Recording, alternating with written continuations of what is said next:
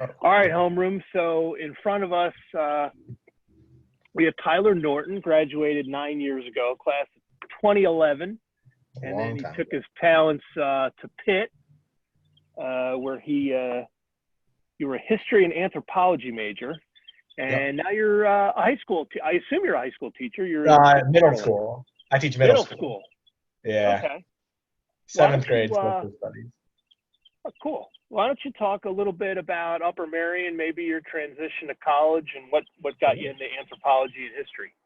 Yeah, so I started at Upper Merion my sophomore year. Actually, I'd moved from Connecticut after my freshman year, and I was in Mr. Larkin's Western Civ class, and that was the first year I actually remember really liking history and enjoying like what I was learning and kind of like the skills that come with social studies and so that was kind of the moment that I was like, huh, like honestly, I was like, if Mr. Larkin could do this, I can do this.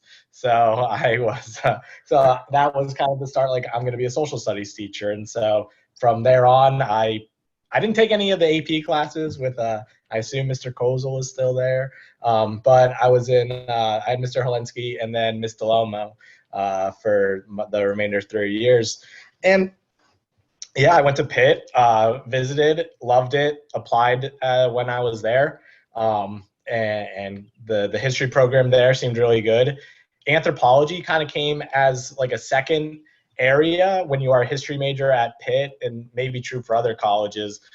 You have to have a related area. So anthropology was my chosen related area, knowing that I could study Native American and that kind of fits under like I was a U.S. history concentration, so that kind of fit in with what I was doing. And I actually took a lot of like archaeology classes. That was probably my like concentration within anthropology was archaeology. I have no interest in going out to a field site and digging stuff, but learning about other people that were doing it was kind of cool.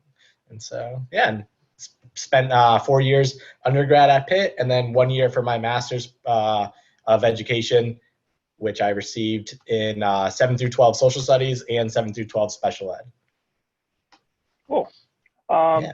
So how about if you could think back, and that's about 9 years ago, but when you went to college, did you feel prepared after coming through Upper Merion, or was it a big adjustment? Yeah, definitely. Yeah. I mean, again, I didn't take like AP history, and the reason for that was I was like, I'm gonna want to take these classes anyway.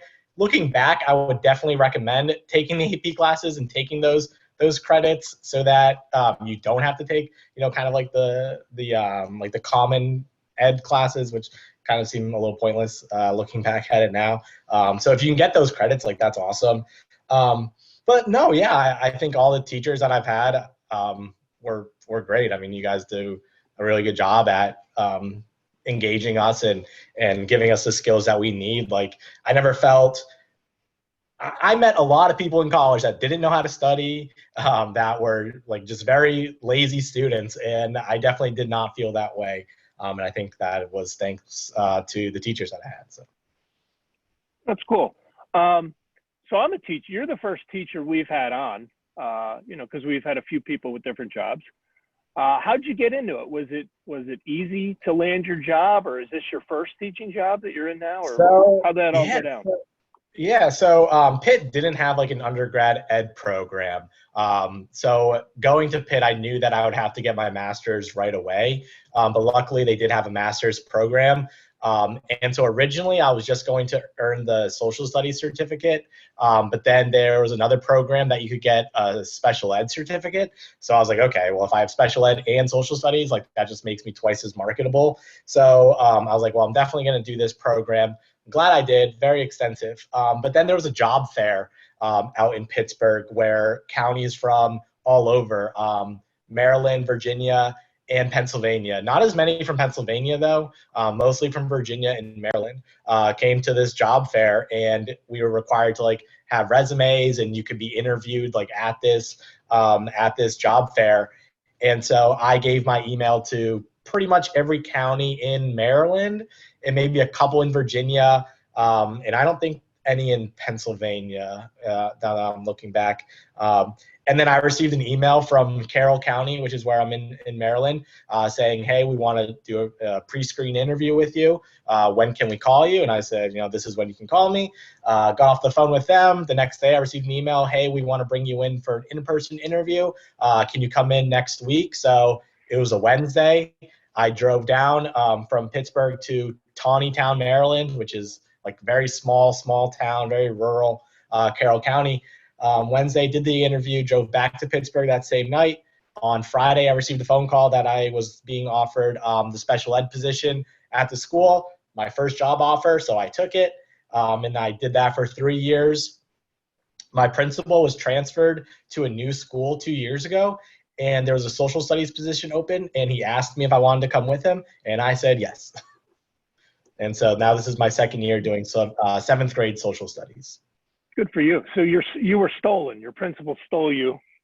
Yep. Yeah. I mean, that's good, though. I'll like forever be grateful for this guy. Like, I mean, it's what I've always wanted to do, was teach social studies. And once you get into special ed, there's kind of like a stigma that you're stuck in it, and people kind of like, they pigeonhole you to this because those skills and that expertise is so valuable in schools, especially nowadays, that they kind of want you to stay. And so he knew from day one that he interviewed me that that's what I wanted, was social studies. So even that, 3 years later, he remembered that was awesome. And so, I mean, this guy, his name is Dave Watkins. He's a great guy. He's like 6'4". So like I'm 5'5". I'm very, very, very short. I have a lot of students that are very taller than me. So I show up to this interview and I'm staring straight up at this guy. That it was like the most intimidated I've ever been. But he's awesome. And obviously he must like me. So it's great.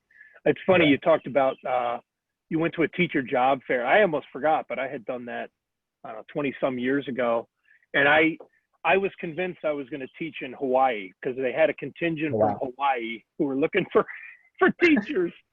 And then I did the math. I looked at what they paid and what the cost of living was, and Hawaii, like you can't. It's beautiful, but you need a job that pays a lot. Do you remember Dan Connell from our grad year? I do. He's in Hawaii. He's teaching in Hawaii a little bit. Get out! Oh, good for him. We'll have to get him on the board. He can, he can. At 1 o'clock in the morning, we'll wake him up. At 1 a.m. there, it's about 6 hour difference. I only know because I honeymooned there quite some time ago. Hey, I guess last question. You look very comfortable at home. You guys are full time at home, off the grid. I know we talked about this before I hit the record button, but why don't you tell us again what you're doing? Yeah, so again, teaching 7th grade social studies. We're using Google Classroom and Google Meets every day. So at 8:30, I'll have my first period. And so we're kind of going 45 minutes per class. 50% of that has to be face-to-face, like direct instruction. So when Mr. Collins is like, writing out a math problem, and so I'm, going through PowerPoints or whatever I'm doing for my students, for 50%. And so the last like 20 minutes or so is independent work time. So we don't have to be face-to-face. I have been face-to-face pretty much the entire time, just because with 7th graders, if I end it after 25 minutes, there's zero chance that they will get any work done. And at least this way I can kind of like monitor them and make sure that they're doing what they need to get done. But I mean, I'm sure, I don't know. What are you guys full hours or? We're double periods, but we meet twice a week. So it's like block scheduling. We meet for 80 minutes. But so today I'll meet periods 1 and 3 and 10. And tomorrow I'll meet periods, 4 and 9. So it depends on your schedule though. But like every other day you have your classes. Mm-hmm. And then Wednesdays we are off the computer, but available for email and whatnot. And I've met with a couple students individually. And we'll be going hybrid starting on the 19th. So we haven't really seen much what that's going to look like. I've been from home every single day, but a lot of teachers that have been teaching from their classrooms have said there's like there's plexiglass and there's lines on the floor and dots everywhere, and so it's gonna be different. And I've kind of liked, staying at home, and I can, during lunch I can kind of take my time, and I can go pick up Chick-fil-A if I want. Like, it's great. That's nice. All right. Hey, Tyler, thanks for joining us. Sure. Thanks for having me. Yeah, no problem.